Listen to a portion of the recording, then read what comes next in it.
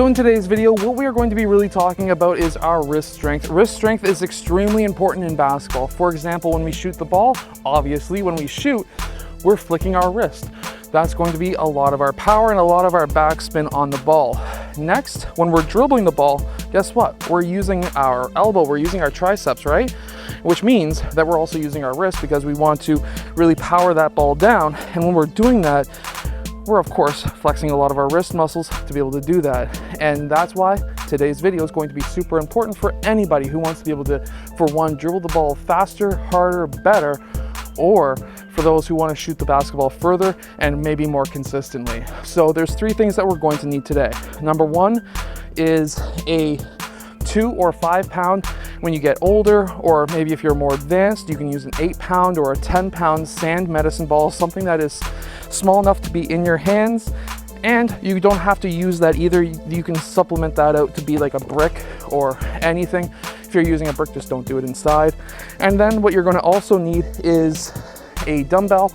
Now this is 15 pounds only. However, I would definitely start lighter if you were younger, or a little bit old, maybe a little bit heavier if you've been doing this for a while. I can do upwards of 40 pounds, but we'll get to that in a second.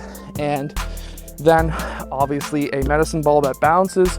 Now you don't have to have a medicine ball. You can use a regular basketball. However, guess what?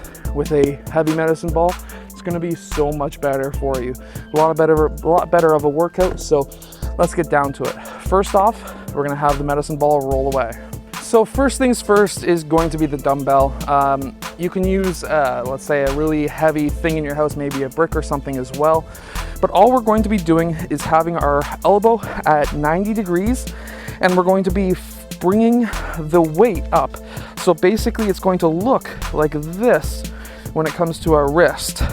And we're going to be having it at 90, lifting it up and back down, lifting it up and back down. And then we're going to do the exact same thing. However, now we're going to be turning our palm upwards like this. And what we're going to do is bring our wrist up like this. And this is going to be absolutely massive. Now, if you would like, you can also roll the weight down on your fingertip, and then that will allow you to also work a little bit of your hand muscles as well. And that is absolutely fantastic for any basketball player to do. That alone is going to allow you to have super strong wrists so you can shoot the basketball further, dribble harder. It's going to even help you with getting steals as well. Now with the sand ball, or a brick, or whatever you want to do, if you use a brick, make sure you use gloves. But we're going to get down into almost a squat, shoulders in line with our knees, in line with our toes. We're going to have this in front of us, and we're going to try and keep it at knee height. So we're going to drop it and catch it, pull it up and drop it and catch it, just like this. So basically what you're trying to do is to throw it up while you have your hand going higher and then going back down and catching it. So just like this.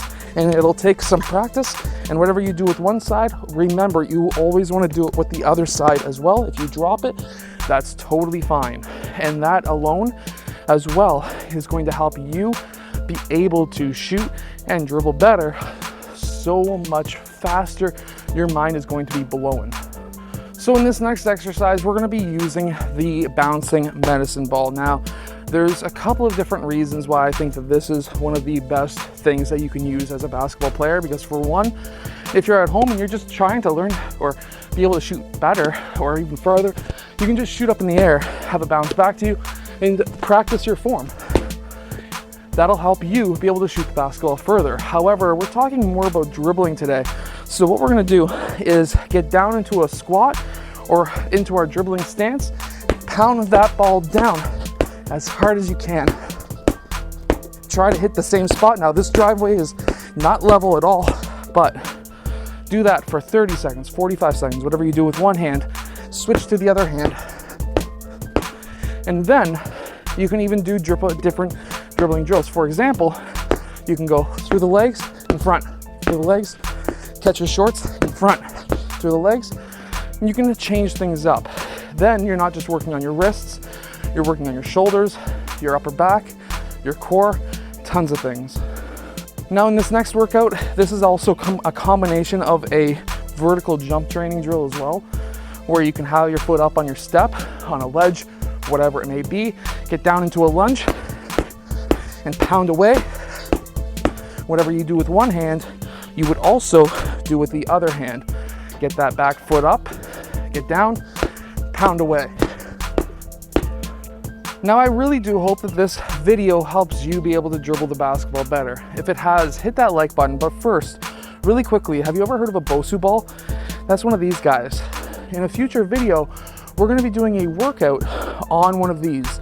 This is really good for stabilization and a lot of other things. So if you can't wait for that, obviously search Google for it. I do have a few videos on something like this. However, one quick great exercise you can do on a Bosu Ball is of course a squat. Back down and then back up. Absolutely fantastic for your stabilization muscles. And of course, I'll see you guys again next time.